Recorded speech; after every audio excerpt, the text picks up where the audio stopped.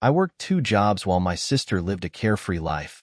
But when I cut them off and left, they were left speechless. And then, growing up, I believed family was supposed to be a safe haven. But as the years passed, I realized that wasn't always the case, especially not for me.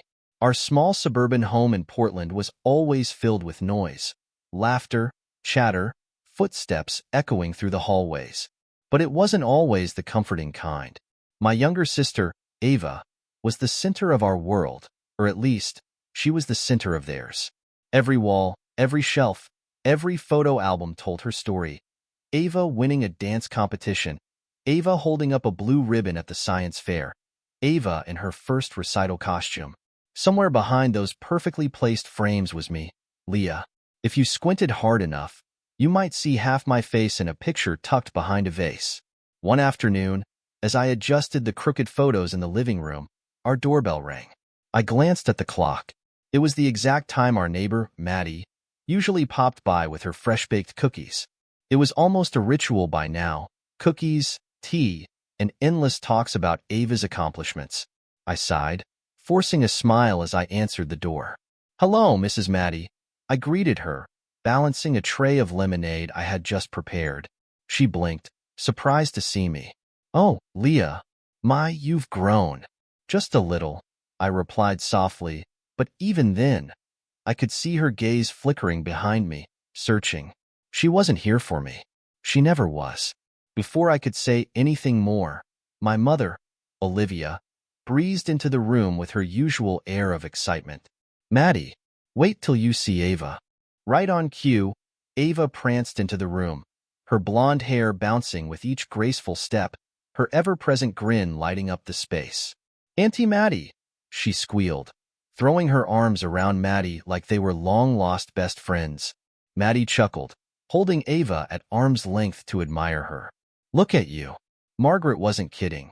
"You're blossoming so beautifully." I stood there, invisible as usual, watching the scene unfold. Ava beamed, twirling for effect, soaking in every ounce of attention like she was born for it. And maybe she was. As they settled into the couch, the conversation naturally gravitated towards Ava's latest achievements.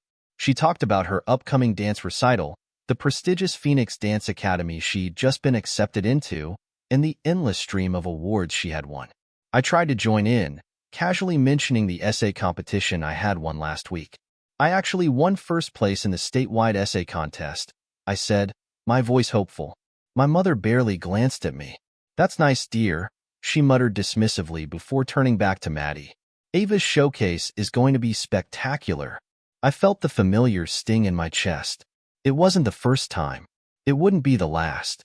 As the sun began to set, casting long shadows across the room, I overheard my mother's hushed voice. "Leah was an unexpected surprise," she whispered, almost like a confession. Maddie frowned. "Olivia, that's a harsh thing to say. They're both your daughters." "I just mean, with Ava, everything was easier. She was planned." My heart clenched so tightly I could barely breathe. I wasn't supposed to hear that, but I did. I was a mistake. A rough draft before the final masterpiece. Ava, oblivious to the weight of those words, chimed in innocently, "Mommy, does that mean you love me more than Leah?" My mother hesitated, her silence more painful than any response. Finally, she said, "Both of you are loved, just differently." It was all I needed to hear. Quietly, I slipped away to my room, my sanctuary from the world that constantly overlooked me. I lay on my bed, staring at the ceiling as tears blurred my vision. I was 16, but I felt ancient, worn out from constantly trying to be seen. That night, I made a promise to myself. One day, I'd leave. One day, I'd build a life where I wasn't overshadowed by someone else's brilliance. I just didn't know how hard that journey would be. The years that followed were a blur of part-time jobs and endless hours of studying. By the time I turned 20, I was balancing 2 jobs, serving coffee to rushed customers in the mornings and shelving books in a quiet, dimly lit bookstore at night. My days were long, my nights were short, and exhaustion became my constant companion. But it was worth it. Every penny I earned brought me closer to my goal, independence. Back home, Ava lived a different life. She was still the star, painting, dancing, dabbling in photography when she felt like it. She didn't need to work. Everything she wanted was handed to her, no questions asked. One rare evening when our schedules aligned, we found ourselves at the dinner table together. I cleared my throat, my heart pounding in my chest. "I've been thinking about moving out," I announced, my voice shaky but determined. "Closer to the university. I've saved up. I think I can manage." Silence. Then, laughter. My father chuckled, shaking his head. "On what? Your barista tips?" Ava snickered, barely looking up from her phone. "Planning to live in a cardboard box, Leah?" I clenched my fists under the table, swallowing the lump in my throat. "I've budgeted carefully. I can do this," I insisted, looking at my mother for support. She sighed, setting her fork down. "Leah, you barely managed to pay us rent. Do you think landlords will be as forgiving as your parents?" Ava leaned in, her smirk widening. "Big dreams for someone who's been living off us her whole life." That was it. I snapped. "Maybe you should try working a day in your life before you judge me." I shot back, my voice trembling with anger. "Girls, enough," my mother scolded. "Leah, we just don't want you to struggle unnecessarily." I took a deep breath, trying to steady my voice. "Sometimes, struggle is necessary for growth, Mom." For the next week, the house buzzed with whispered conversations behind closed doors. Ava's occasional jabs became sharper, but my resolve never wavered. A week later, with my bags packed and my heart pounding, I stood at the door. "Good luck out there," Ava said sarcastically. I looked at her, then at my parents. "This isn't about running away. It's about finding myself," I whispered. And with that, I left. The tiny studio apartment I moved into was far from luxurious. The walls were thin, the furniture secondhand, and the noise from the street often kept me up at night. But it was mine. Every sleepless night, every penny I earned, every sacrifice I made, it was all mine. I thought leaving would bring me peace, but I had no idea that my journey was just beginning. The first few weeks in my tiny studio apartment felt like standing on the edge of a cliff, terrifying yet exhilarating. The creaky bed, flickering kitchen light, and the faint smell of old paint didn't matter. This was my space, my freedom. No whispered conversations behind closed doors, no condescending smiles from Ava, no dismissive nods from my parents. Just me, figuring life out one day at a time. Mornings started before dawn at the Sunrise Cafe, where I served endless streams of coffee to half-asleep customers who barely acknowledged my existence. Triple shot latte, extra hot. Someone would bark, and I'd smile politely, hiding my exhaustion behind the steam rising from the machine. By afternoon, I'd rush across the city for lectures, scribbling notes furiously, hoping to keep up. Evenings were spent at Pages and Company, a small bookstore tucked away on a quiet street, where I stocked shelves and found comfort in the silence. Some nights, I'd sit by my window, staring at the distant city lights, wondering if anyone missed me back home. I never reached out. They never called. It was better that way. Or at least, that's what I told myself. One evening, after an especially long shift at the bookstore, my phone buzzed. My heart skipped a beat. A call from home? But no, it was just Ava, posting another picture-perfect moment on social media.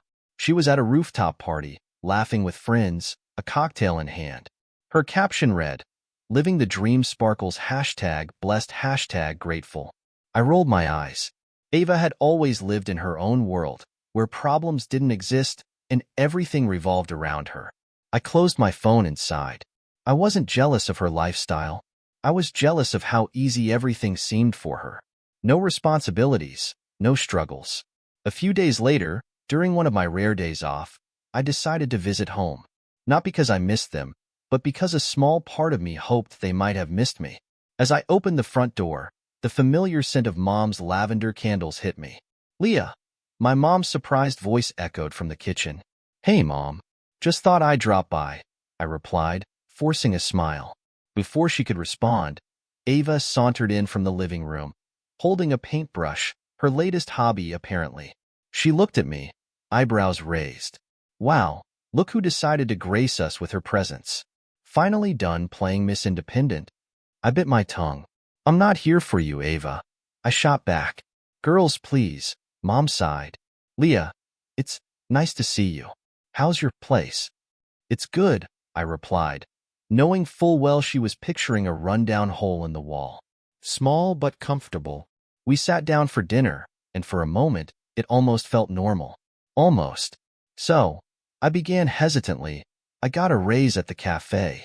It's not much, but it'll help with tuition. Mom nodded absently. That's nice, dear. Did you hear? Ava got featured in an online art magazine.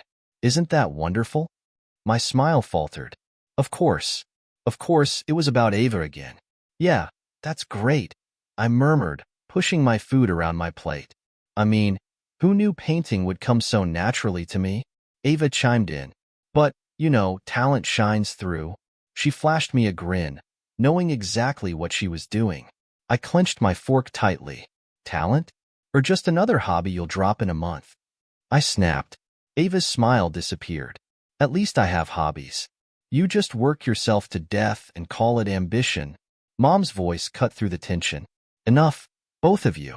Leah, we don't need your negativity every time you visit. Negativity? My chest tightened. You think wanting to be more than someone's shadow is negativity? I shot back, standing up. Maybe that's why I left. I grabbed my bag and stormed out, tears blurring my vision. That night, I realized something painful. No matter how hard I tried, I would never be enough for them. Weeks turned into months. My life became a cycle of work, study, and sleep. Occasionally, I'd catch glimpses of Ava's perfect world on social media or hear snippets from mutual friends. Apparently, she was preparing for an exclusive art exhibit, already being hailed as the next big thing. Meanwhile, I was trying to figure out how to pay for my next semester without taking another loan. One afternoon, while balancing 2 trays of coffee, my phone buzzed in my pocket. Ignoring it, I focused on not spilling the orders. When my shift ended, I finally checked the missed call. It was Mom. My stomach twisted. Why would she call after all this time? I called back, nervous. She answered immediately, but before I could say anything, she whispered urgently, Leah, it's your father. My world tilted. What? What happened? I asked, heart pounding. A heart attack. He didn't make it, she said, her voice breaking. I felt like the air had been knocked out of me. No, that can't be. There was a pause, then another voice came on the line. Ava, you need to come home, she said bluntly. No emotion, just cold efficiency. Mom's not coping, and I have commitments. You need to handle this. Excuse me? I snapped, anger bubbling up. He was our dad, Ava, and Mom's our responsibility, not an inconvenience you can toss my way because you're busy with your perfect little life. Oh, don't start, she hissed. You've always loved playing the martyr. Here's your chance. I wanted to scream, to throw my phone across the room, but I took a deep breath. I'll come home, I said finally, my voice trembling, but not because you told me to. Mom needs me, and I'll be there for her. Perfect, Ava replied, her tone dripping with sarcasm. Glad you're finally being useful. The call ended, but the sting of her words lingered. Coming back home wasn't easy. The house felt wrong, empty. Dad's favorite chair sat untouched, like a monument to what we had lost. Mom barely acknowledged me, lost in her grief. And Ava? Ava was as unbearable as ever. You're late, she sneered as I walked in. Nice to see you too, Ava, I muttered, ignoring her. I knelt beside Mom. Mom, I'm here now. We'll get through this together, I whispered. She nodded faintly, her eyes distant. That night, as I cleaned up after dinner, I overheard a conversation that shattered me. She just can't do anything right, Mom whispered to Ava on the phone. Ava chuckled softly. Told you. She's always been this way. Useless.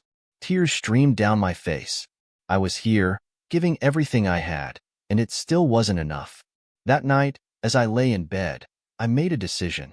I was done being invisible, done being the family's punching bag. It was time to reclaim my life. Leaving wasn't easy, but staying would have destroyed me. I still remember the morning I packed my bags, each item a reminder of sacrifices I made while chasing a sliver of acceptance. My tiny apartment wasn't glamorous, but it was mine. Every cracked tile, every flickering bulb, every cup of instant ramen represented my independence. But when Mom called, everything shifted. "Leah, it's your dad," she had whispered. Her voice was hollow, drained of all its usual sharpness. The words that followed felt unreal. "He's gone." The weight of those words pressed down on me like 1,000 bricks. I barely registered what happened next. Calling in sick to both jobs, throwing clothes into a suitcase, booking the next train back home. The house was eerily silent when I arrived. It wasn't the warm, chaotic place I remembered. The kitchen smelled faintly of burnt toast, and the living room, once filled with Dad's laughter, now felt hollow. Mom sat in her usual spot, her eyes glued to Dad's empty chair, unmoving, unblinking. She looked smaller, like grief had carved away pieces of her. My heart clenched. I approached her, placing a hand on her shoulder. "Mom, I'm here." She didn't respond, not even a glance. And then there was Ava, standing by the window, scrolling through her phone like nothing had happened. She looked up, her eyes narrowing. "Nice of you to finally show up," she muttered, crossing her arms. I bit back my anger. "This isn't about us, Ava. Isn't it?" She shot back, smirking. "You're only here because you have to be." I clenched my fists. "I'm here because I care." "Sure you do," she sneered. "You ran off to play independent woman while Mom and Dad needed you. Guess who stayed? Me." I wanted to scream at her, to list every sacrifice I made, every sleepless night spent working 2 jobs, every meal I skipped to pay tuition, every tear I shed in a lonely apartment. But instead, I inhaled deeply. This wasn't the time. "Where were you when Dad needed someone to drive him to the hospital appointments?" she continued. "Or when Mom couldn't sleep because she was so worried about you?" I stared at her, my voice barely a whisper. "Where were you when I needed support? When I begged for someone to believe in me?" She rolled her eyes. "Not everything is about you, Leah." No, it never was. That night, I sat by Mom's side as she dozed off. The soft hum of the TV filled the room, but all I could hear was Ava's voice echoing in my head. "You're only here because you have to be." Was she right? I pulled out my phone, scrolling mindlessly through messages I never sent and calls I never made. One notification stood out, an email from my university. Scholarship awarded for outstanding academic performance. It should have made me happy. Instead, it felt hollow. Suddenly, my phone buzzed. "Ava." Again. "Hello?" I answered, already bracing myself. "Mom needs her prescription refilled," she said bluntly. "I'm busy." Of course, she was. "I'll take care of it," I replied, my voice flat. "Good," she snapped, about to hang up, but I stopped her. "Ava, why do you hate me so much?" I whispered, the question slipping out before I could stop it. There was silence, then a bitter laugh. "Hate you? Please. You made it easy to hate you," she said coldly. "Always trying to prove you're better than us. Always chasing dreams instead of being here when we needed you." Tears welled up in my eyes. "I wasn't trying to be better. I was trying to survive. Whatever helps you sleep at night," she muttered before hanging up. I stared at my screen, my reflection staring back. Maybe she was right. Maybe I was selfish. Or maybe I was just tired of being forgotten. The days blurred together. I fell into a rhythm, cooking, cleaning, running errands, making sure Mom ate something other than toast. Ava popped in and out, always too busy, too important to stay long. One night, as I was folding laundry, I overheard her on the phone in the next room. "Yeah, Leah's still here," she laughed softly. "She's trying so hard to play the perfect daughter now. It's pathetic." I froze, my hands trembling. She can't even make toast without burning it. Mom complains about her all the time. Honestly, I don't know why she even bothers. I felt like I couldn't breathe. My vision blurred with tears, but I refused to let them fall. Not this time. Later that night, I sat in the dim light of my childhood bedroom, surrounded by memories I no longer recognized. My chest felt heavy, my mind swirling with doubt. But deep inside, a spark ignited. I had given them everything I had, and it was never enough. It would never be enough. The next morning, I packed my things quietly. As I taped up the last box, Ava appeared in the doorway, arms crossed. "Running away again?" she sneered. "No," I said firmly. "I'm taking back what's mine." Her eyes narrowed. "What do you mean?" I gestured to the boxes. "Everything here? The furniture, the appliances, the things you all enjoyed while I worked myself to the bone? I bought them, with my money, and I'm taking them with me." Her face turned red with fury. "You can't just take everything." "Funny how it's everything now," I snapped. "When I needed a thank you, they were just things. Now that I'm leaving, they're family treasures." "You're ruining this family," she shouted. I chuckled bitterly. "No, Ava, I'm saving myself from it." As I loaded the boxes into my car, my phone buzzed again. "Ava." I let it ring. I was done. I drove away from the house, the weight of years of resentment lifting with every mile. I wasn't running away. Driving away from that house felt surreal. Every mile I put between me and my past felt like shedding layers of invisible weight. But even as I left, memories clung to me like shadows. Mom's indifferent gaze, Ava's smug smirks, Dad's absence echoing louder than any words ever could. My car, crammed with boxes of my belongings, rattled with every pothole on the road. The coffee maker, the microwave, the worn-out couch. Every item had its own story, a reminder of the countless shifts I worked, the sacrifices I made. I wasn't taking them out of spite. I was taking them because they were mine.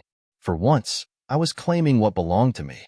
When I reached my apartment, I sat in the driver's seat for a moment, letting out a shaky breath. The fight with Ava still echoed in my mind. "You're ruining this family," she had yelled. But had there ever really been a family to ruin? I spent the entire day unpacking, arranging, and rearranging my belongings until the space felt like home again. My tiny apartment wasn't perfect, but it was peaceful. It was mine. Days turned into weeks, and silence became my closest companion. No more sarcastic remarks from Ava, no cold stares from Mom. But there were no calls either. No apologies.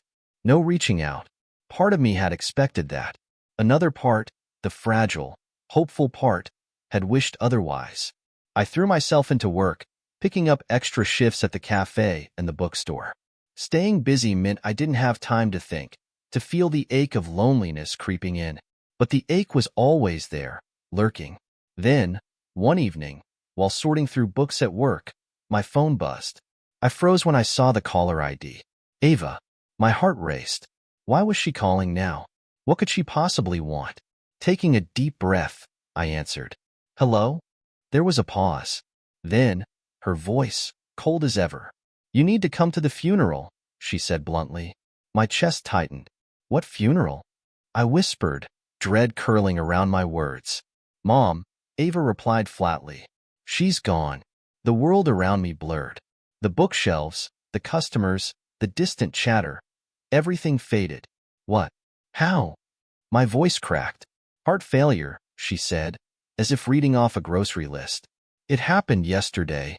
I leaned against the counter, trying to steady myself. "Why didn't you call me sooner?" I demanded, my voice rising.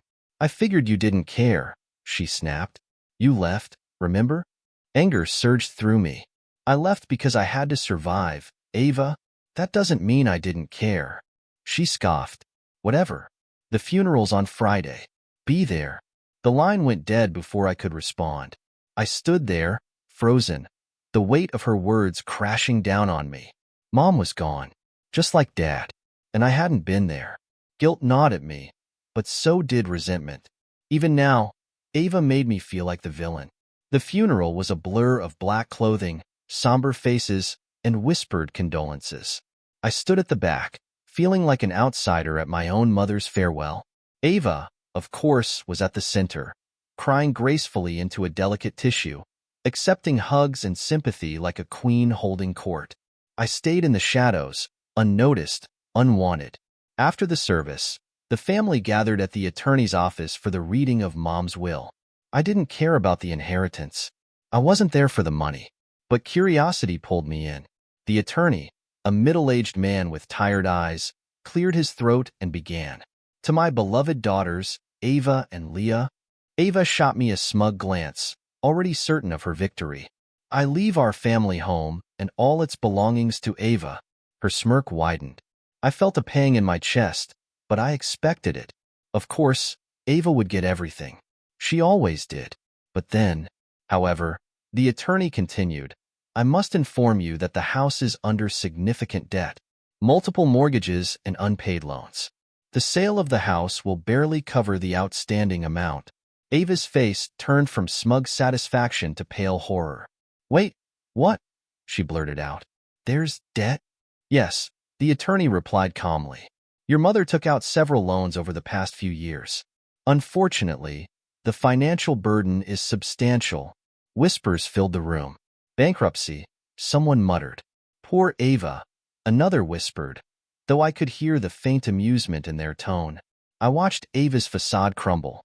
For years, she had reveled in her cushioned life, supported by our parents, while mocking my every effort to stand on my own. Now, reality had caught up with her. I felt a strange mix of emotions, sorrow for the house that held so many memories, and a grim satisfaction as I watched Ava finally face the consequences of her privileged oblivion. Without a word, I left the attorney's office. I didn't need to stay. I had nothing to gain. Weeks passed, and life continued.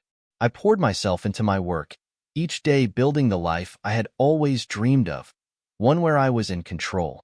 Then, one night, as I scrolled through social media, a familiar name popped up on my feed. Ava. The photo showed her standing in front of our old house, surrounded by moving boxes. The caption read, New beginnings, new beginnings? After everything, she still managed to spin the narrative in her favor. I couldn't help but roll my eyes. But the comments told a different story. So sorry you have to sell the house.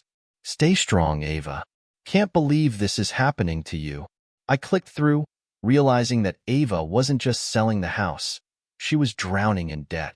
I should have felt pity. Instead, I felt nothing. Ava had made her choices. Now, she had to live with them.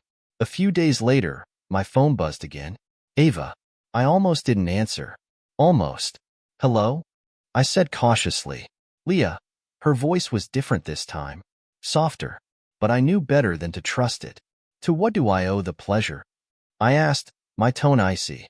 I need your help, she said, barely above a whisper. I raised an eyebrow. Help? From me? That's new. I need money, she confessed, her voice cracking. I let out a dry laugh. We haven't spoken in months, and the first thing you do is ask for money? We're sisters, she snapped, frustration creeping in. That didn't seem to matter when you kicked me out. I shot back. I wouldn't ask if I had another option, she muttered. The house isn't selling and I'm drowning here. Silence hung between us. I'm not giving you money, I said firmly. But I'll make you a deal. She stayed quiet, waiting. I'll buy the house, I continued. But at the minimum price you owe. Take it or leave it. I could almost hear her swallowing her pride. Finally, she whispered, Fine. The following weeks were a whirlwind of paperwork and legal meetings. The day I received the keys to my childhood home, I stood outside, taking it all in. There was no triumph, no celebration, just a quiet acknowledgement that this chapter of my life wasn't about revenge. It was about reclaiming my narrative. The house, once a symbol of my pain, was now a testament to my resilience. Ava and I hadn't spoken since, and maybe that was for the best. As I unlocked the door and stepped inside, I whispered to myself, this time, it's my turn. Walking through the empty halls of my childhood home felt surreal. Every creaky floorboard, every faint scratch on the wall brought memories rushing back, both bitter and sweet. This house had seen my loneliness, my anger, my longing to be noticed. Now, it stood quiet, waiting for something new. For the first time, it felt like a blank canvas instead of a prison. I placed my boxes in the living room, the same space where Ava had once twirled for applause and where I had sat quietly, hoping someone would ask me about my day. The silence now wasn't suffocating. It was liberating. The days that followed were a blur of painting walls, rearranging furniture, and creating a space that reflected me, not memories of someone else's spotlight. I repainted my old room, covering the pale blue that once felt suffocating with a warm, earthy tone that brought me peace. As I unpacked, I found old journals, crumpled notes from high school, and forgotten photos tucked away in drawers. One photo stopped me in my tracks, a picture of Ava and me, barely 10 and 12, holding hands and laughing. I stared at it, wondering when things had changed, when the laughter had been replaced by resentment. I slid the photo back into the drawer and shook off the wave of nostalgia. That was the past. I had no space for it now. Weeks passed, and the house started to feel like home again. Not because of what it used to be, but because of what I was making it. I found comfort in routines, in the solitude, in the quiet strength I had built within myself. Then, one afternoon, while sipping coffee on the porch, my phone buzzed. My stomach tightened when I saw Ava's name. I debated ignoring it, but curiosity won. "Hello?" I answered cautiously. "Hey," Ava said, her voice almost hesitant. I wasn't used to that. "Didn't expect to hear from you," I replied, keeping my tone neutral. "I just wanted to say thanks," she mumbled. "For what?" I asked, genuinely surprised. "For buying the house. For saving me from completely drowning," she admitted. I didn't know how to respond. Ava and gratitude didn't usually belong in the same sentence. "Okay," I said, not sure what else to say. I'm trying, Leah," she added softly, "trying to figure things out." I felt a flicker of something. Hope, maybe, but I pushed it down. "Good," I replied simply. She sighed. "I know I've been awful to you. I guess I just always thought you didn't care about us." I let out a bitter laugh. "I cared too much, Ava. That was always the problem." A long silence stretched between us before she finally whispered, "I'm sorry. It wasn't perfect. It wasn't a magical fix to years of pain, but it was something." Life moved on. I focused on my work, and slowly, I started building a career I was proud of. Promotions came, new opportunities opened up, and for the first time, I felt like I was exactly where I was meant to be. I rarely heard from Ava after that call. She moved to a small apartment across town, trying to piece her life back together. We weren't close, but the bitterness wasn't as sharp anymore. One evening, after a long day at work, I sat in my living room, sipping tea, when I realized how quiet everything was. But it wasn't the silence of loneliness, it was peace. This house, once filled with unspoken words and hidden wounds, now echoed with something new. Strength, healing, hope. I smiled to myself, feeling a sense of contentment I had never known. For the first time in my life, I wasn't living in someone's shadow. I was standing tall on my own, exactly where I wanted to be.